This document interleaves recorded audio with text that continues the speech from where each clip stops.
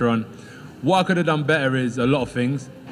100%. Punches where, you know, like the first few rounds, he throws very few punches. He's just measuring. He's a computer, man. Yep. He's just getting the data on you, faking you, taking pictures of everything you're doing. Then Ties you for going 6 rounds with Jake Paul. How do you feel about that?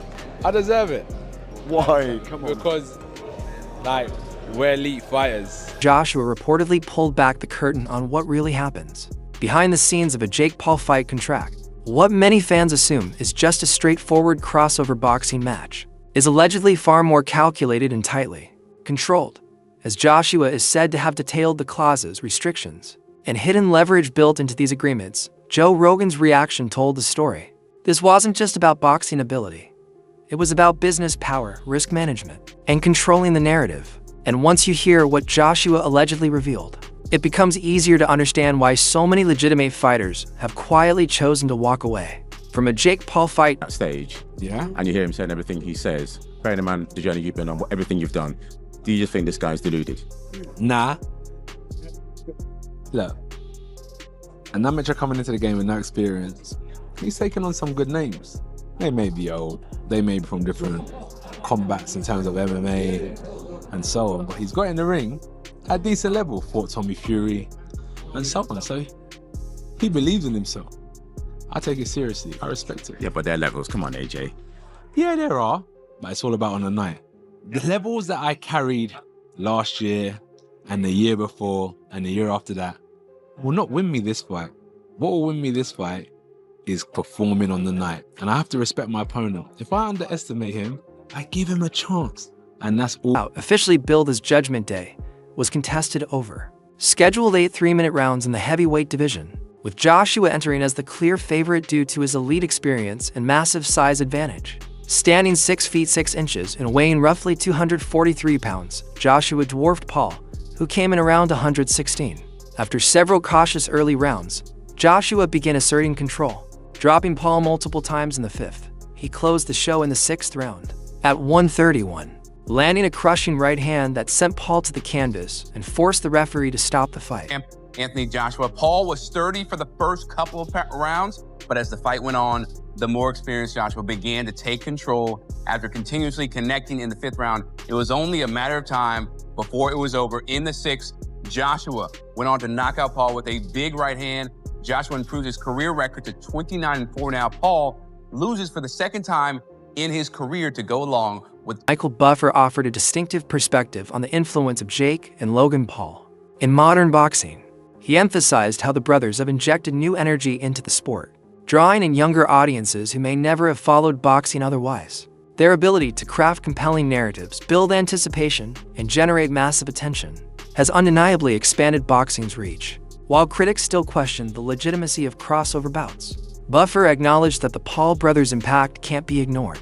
By attracting new viewers and mainstream coverage, they've reshaped how the sport connects with a broader audience. Saw the game plan from both guys from round 1. Jake was very mobile. He had the happy feet going. He was circling around the outside of the ring. He was not looking in elongated combinations. He was not looking to stand in the center of the ring with AJ. And people are going to say Jake ran from AJ.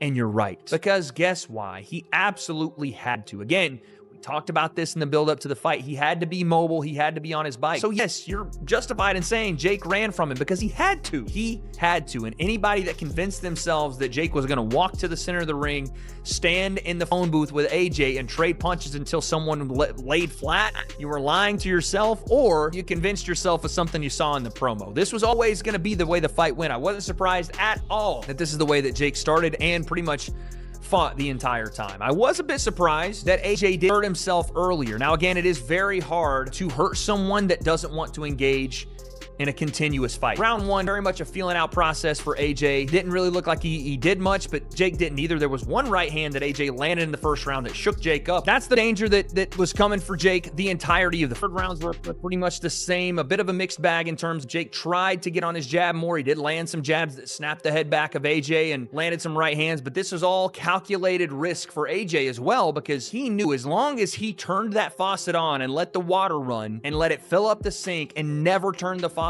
off, that eventually he, right? So every round it was pressure, front foot, front foot, front foot, and AJ strategically breaking down Jake's gas tank. I will say I'm pretty let down by the fact that AJ didn't cut the ring.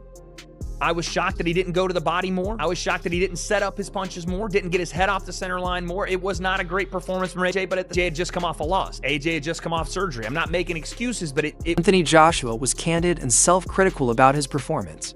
While he secured a 6th round knockout, he admitted it wasn't his best showing and felt he could have done much better.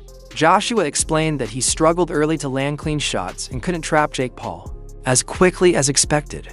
He described the result as a win, but not a success, stressing that he still sees significant room for improvement moving forward. Jake and Logan, first of all, are fantastic athletes.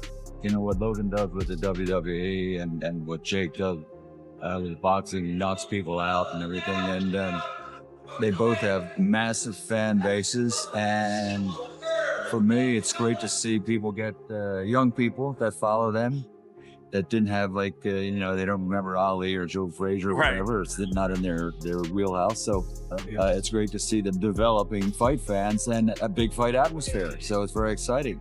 These two stood face to face, and the comment section on the internet was going crazy. They were like, call the ambulance now, basically. Like, Anthony Joshua looks dangerous standing next to him. Anthony Joshua is, at this time, and has been for years, the biggest puncher in boxing. He's a devastating puncher. So I got to give Jake a lot of credit for wanting to take this fight. Yeah, a lot of people saying it's not smart. If he somehow was able to surprise the world, what does this do for him? The word would be surprised if he shocked the world. But that's exactly why you got to give him credit. He wants to do it. He trains hard, he works hard, and he has a lot of faith in himself. So we'll see what happens. Technically, though, what's the biggest concern for you? What's the biggest tip you could give Jake, knowing that you watched Anthony so many times? Despite the knockout loss, Eddie Hearn acknowledged Jake Paul's effort, though in a restrained and realistic tone. He noted that while Paul showed toughness, the outcome was never truly in doubt. Hearn pointed out that no one seriously expected Paul to last long against a fighter of Joshua's caliber, and making it to the 6th round spoke more to durability than technical skill. His comments underlined the gap between social media crossover fighters and elite professionals, emphasizing that while surviving several rounds was notable, Joshua's experience and power ultimately dictated the fight. What I could have done better is a lot of things, 100%. In the fight game, you've seen the amazing fighters that have graced us over the last 100 years, and the expectations that we put on ourselves are immense, but I tried my best. Jake done well while it lasted, but if you remember what I said in the interview with Cameron, is fighting's not just physical, it's psychological. And when you understand the psychological warfare, I did say to you is that, Jake, what's gonna happen? I'm gonna see a time when I'm gonna take your soul and you're either gonna give up or you're gonna get knocked out. And unless you have that instinct, you just will never be a good fighter. So I wish that